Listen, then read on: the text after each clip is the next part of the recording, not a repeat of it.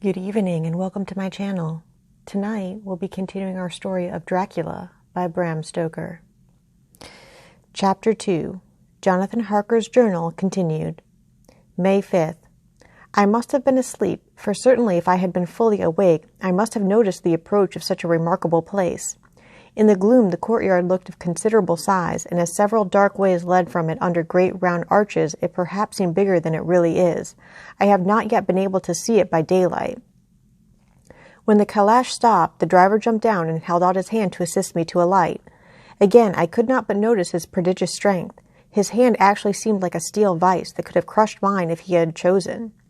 Then he took out my traps and placed them on the ground beside me as I stood close to a great door, old and studded with large iron nails, and set in a projecting doorway of massive stone. I could see even in the dim light that the stone was massively carved, but that the carving had been much worn by time and weather. As I stood, the driver jumped again into a seat and shook the reins. The horses started forward, and trap and all disappeared down one of the dark openings.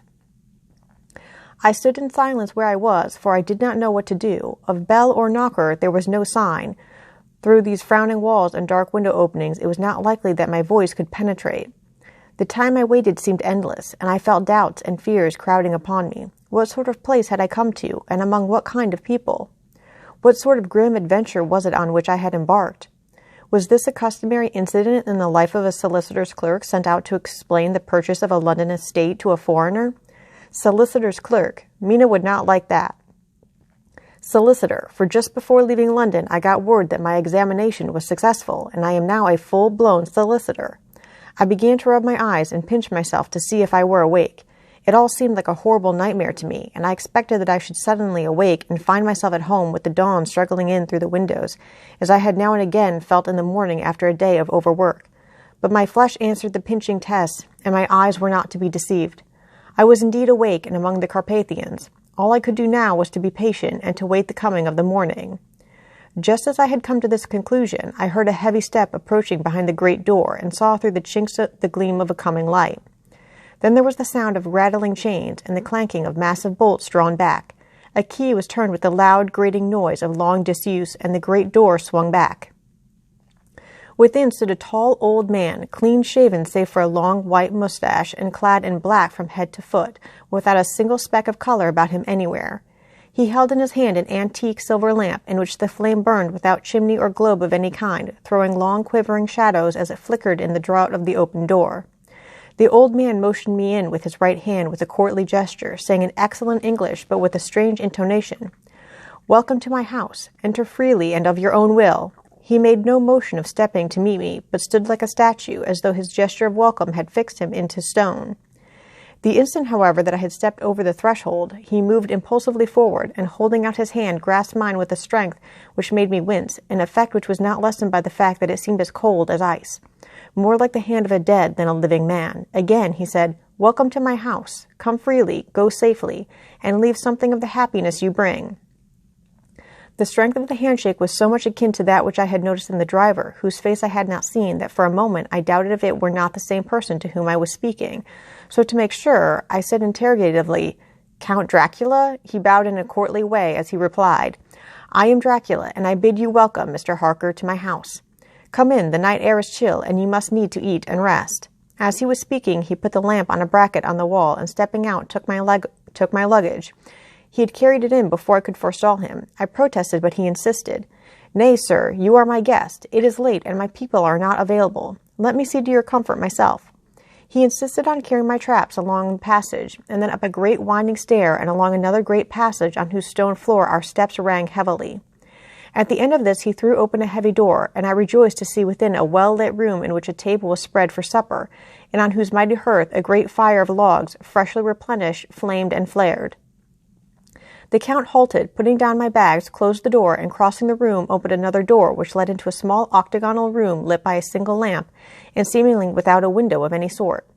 Passing through this, he opened another door and motioned me to enter. It was a welcome sight, for here was a great bedroom, well lighted and warmed with another log fire, also added to but lately, for the top logs were fresh, which sent a hollow roar up the wide chimney. The Count himself left my luggage inside and withdrew, saying before he closed the door, "You will need after your journey to refresh yourself by making your toilet. I trust you will find all you wish. When you are ready, come into the other room where you will find your supper prepared."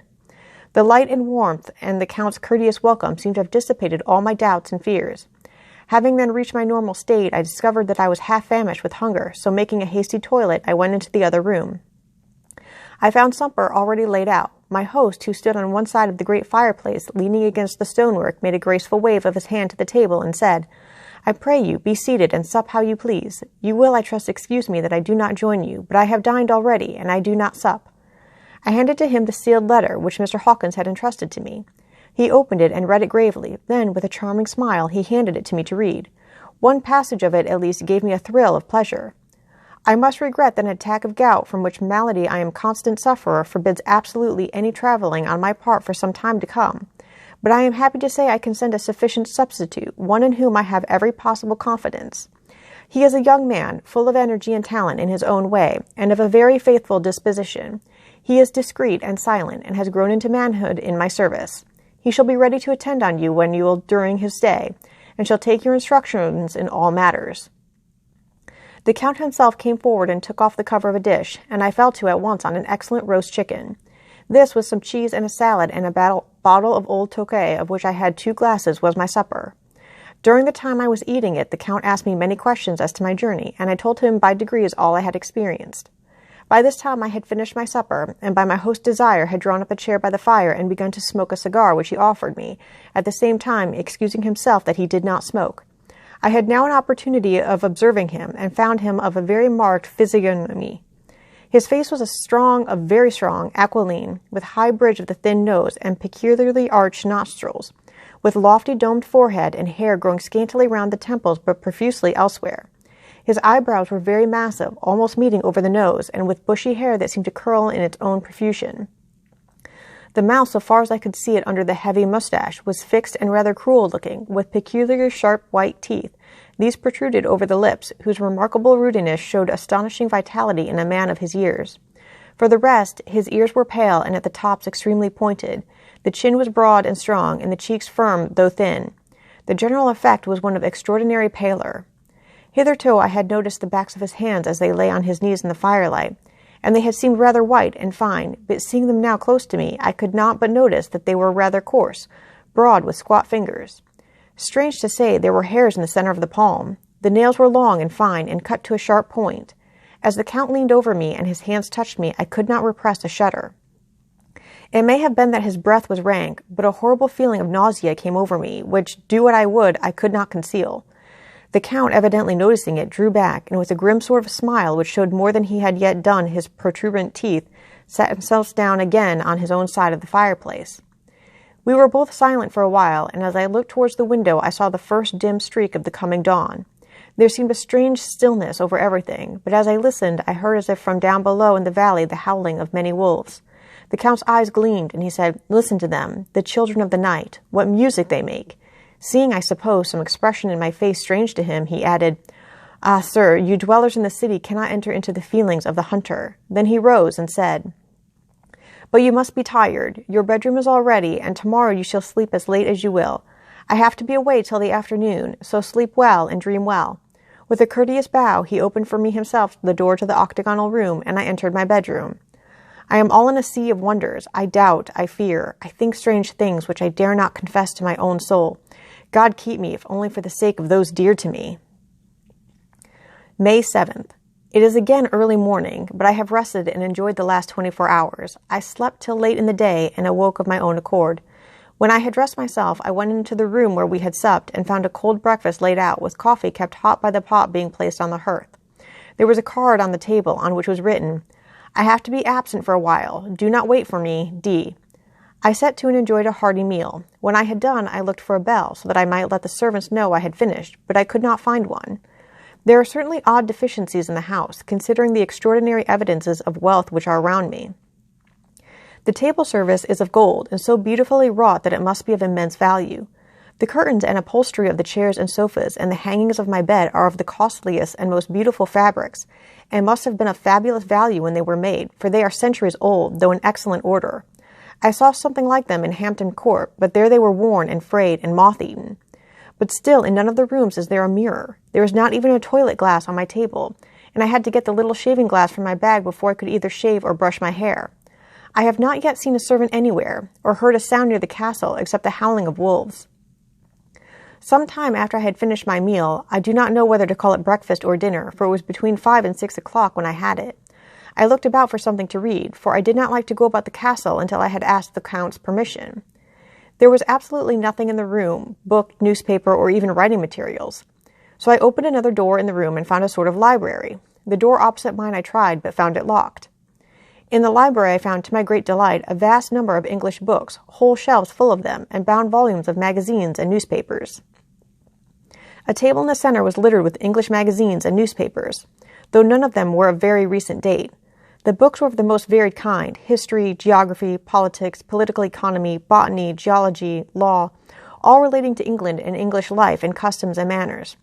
There were even such books of reference as the London Directory, the Red and Blue Books, Whitaker's Almanac, the Army and Navy Lists, and, it somehow gladdened my heart to see it, the Law List. Whilst I was looking at the books, the door opened and the Count entered. He saluted me in a hearty way and hoped that I had had a good night's rest. Then he went on, "I am glad you found your way in here, for I am sure there is much that will interest you.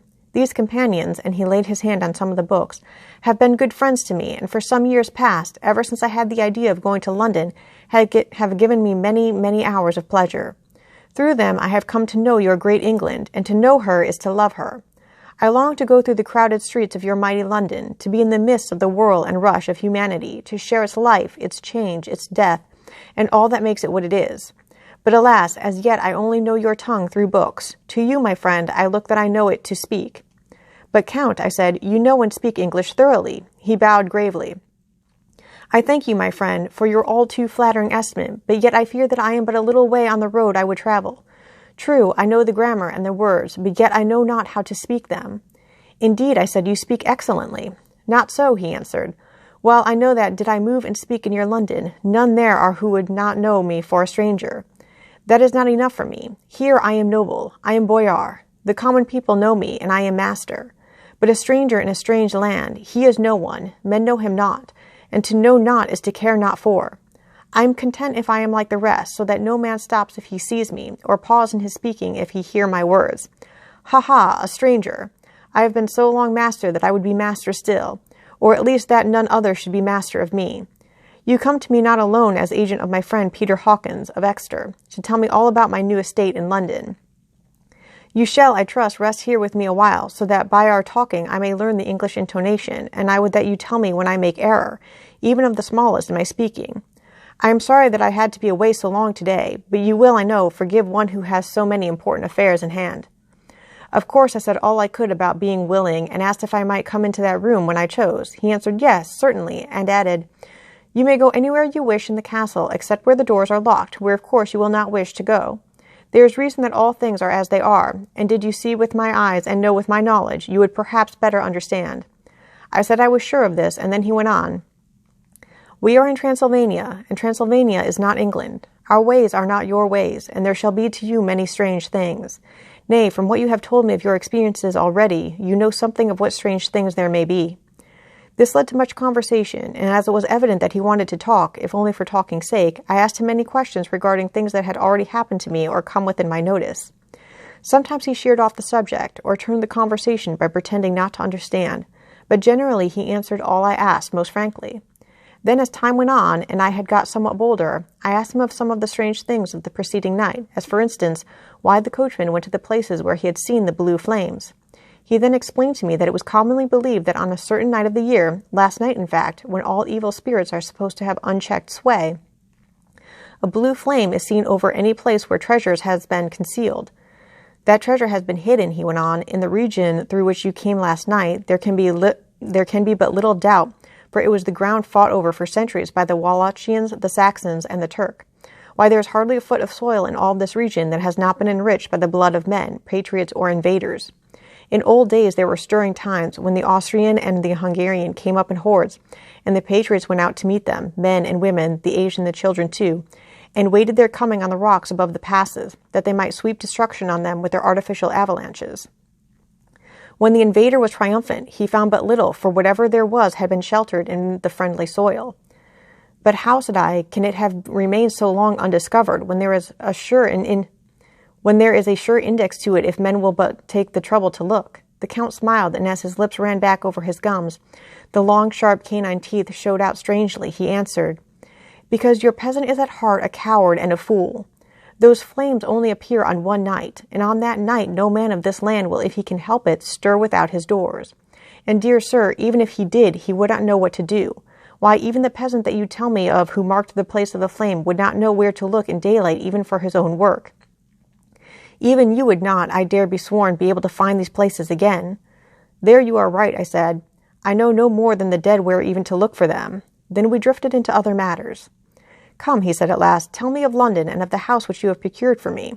With an apology for my remissness, I went into my own room to get the papers from my bag. Whilst I was placing them in order, I heard a rattling of china and silver in the next room, and as I passed through, noticed that the table had been cleared and the lamp lit, for it was by this time deep into the dark. The lamps were also lit in the study or library, and I found the Count lying on the sofa reading, of all things in the world, an English Bradshaw's Guide. When I came in, he cleared the books and papers from the table, and with him I went into plans and deeds and figures of all sorts. He was interested in everything, and asked me a myriad questions about the place and its surroundings. He clearly had studied beforehand all he could get on the subject of the neighborhood, for he evidently had the end knew very much more than I did. When I remarked this, he answered, "Well, but my friend, is it not needful that I should? When I go there I shall be all alone, and my friend Harker Jonathan, nay, pardon me, I fall into my country's habit of putting your patronymic first. My friend Jonathan Harker will not be by my side to correct and aid me. He will be in Exeter, miles away, probably working at papers of the law with my other friend Peter Hawkins. So we went thoroughly into the business of the purchase of the estate at Purfleet. When I had told him the facts and got his signature to the necessary papers, and had written a letter with them ready to post to Mr. Hawkins, he began to ask me how I had come across so suitable a place. I read to him the notes which I had made at the time, and which I inscribe here. At Purfleet, on a by-road, I came across just such a place as seemed to be required, and where was displayed a dilapidated notice that the place was for sale. It is surrounded by a high wall of ancient structure, built of heavy stones, and has not been repaired for a large number of years. The closed gates are of heavy old oak and iron, all eaten with rust. The estate is called Carfax, no doubt a corruption of the old Catar face, as the house is four-sided, agreeing with the cardinal points of the compass. It contains in all sum 20 acres, quite surrounded by the solid stone wall above mentioned. There are many trees on it, which make it in places gloomy, and there is a deep, dark-looking pond or small lake, evidently fed by some springs, as the water is clear and flows away in a fair-sized stream. The house is very large, and of all periods back, I should say, to medieval times, for one part is of stone immensely thick, with only a few windows high up and heavily barred with iron.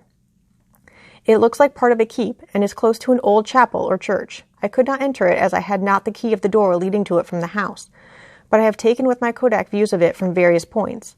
The house has been added to, but in a very straggling way, and I can only guess at the amount of ground it covers, which must be very great. There are but few houses close at hand, one being a very large house only recently added to and formed into a private lunatic asylum. It is not, however, visible from the grounds. When I had finished, he said, "I am glad that it is old and big. I myself am of an old family, and to live in a new house would kill me. A house cannot be made habitable in a day, and after all, how few days go to make up a century. I rejoice also that there is a chapel of old times. We Transylvanian nobles love not to think that our bones may lie amongst the common dead. I seek not gaiety nor mirth, not the bright voluptuous of much sunshine and sparkling waters which please the young and gay. I am no longer young, and my heart, through weary years of mourning over the dead, is not attuned to mirth. Moreover, the walls of my castle are broken, the shadows are many, and the wind breathes cold through the broken battlements and casements. I love the shade and the shadow, and would be alone with my thoughts when I may." Somehow his words and his look did not seem to accord, or else it was that his cast of face made his smile look malignant and saturnine. Presently, with an excuse, he left me, asking me to put all my papers together. He was some little time away, and I began to look at some of the books around me. One was an atlas, which I found open naturally at England, as if that map had been much used. On looking at it, I found in certain places little rings marked, and on examining these I noticed that one was near London on the east side, manifestly where his new estate was situated. The other two were Exeter and Whitby on the Yorkshire coast. It was the better part of an hour when the Count returned. "Aha," he said, "still at your books? Good, but you must not work always. Come, I am informed that your supper is ready." He took my arm and we went into the next room, where I found an excellent supper ready on the table. The Count again excused himself, as he had dined out on his being away from home. But he sat as on the previous night and chatted whilst I ate.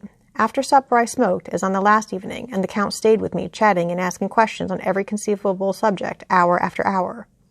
I felt that it was getting very late indeed, but I did not say anything, for I felt under obligation to meet my host's wishes in every way.